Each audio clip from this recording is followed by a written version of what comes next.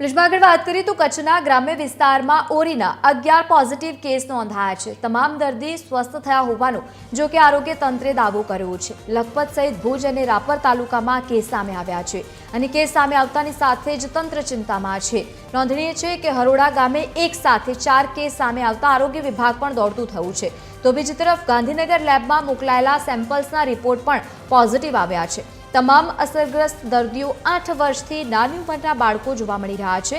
અસરગ્રસ્ત વિસ્તારમાં તંત્રે હવે રસીકરણની કામગીરી વેગવંતી કરી।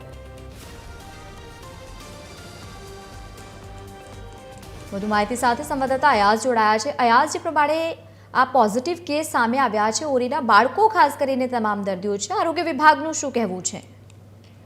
જી લવલીન, ખાસ કરીને વાત કરવામાં આવે તો કચ્છના ગ્રામીણ વિસ્તારોમાં ઓરીના 11 પોઝિટિવ કેસ નોંધાયા હતા। હાલ જે છે તે તમામ દર્દીઓ સ્વસ્થ છે તેવું આરોગ્ય ખાતું દાવો કરી રહ્યો છે। લખપત, ભુજ, રાપર તાલુકામાં કેસો સામે આવતા આરોગ્ય ખાતું જે છે તે ચિંતામાં દેખાયું હતું।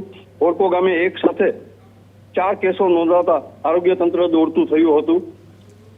હાલ જે છે તે આરોગ્ય તંત્ર જિલ્લા આરોગ્ય અધિકારી સાથે વાત કરતા તેમણે એવું જણાવ્યું હતું કે જે તમામ દર્દીઓ છે જેમાં મોટા અને બાળકો સાથે તમામ દર્દીઓ સ્વસ્થ છે અને હાલ જે 2-3 દિવસથી કોઈ પણ ઓરીના કે 1 થી 2 કેસ સિવાય કોઈ પણ કેસ વધુ નોંધાયા નથી તેવું આરોગ્ય અધિકારી મિતેશ કુમાર ભંડોરીએ જણાવ્યું છે। જી બિલકુલ અયાઝ, આભાર સમગ્ર માહિતી સાથે જોડાવા બદલ। તો આરોગ્ય તંત્ર પણ અત્યારે હરકતમાં।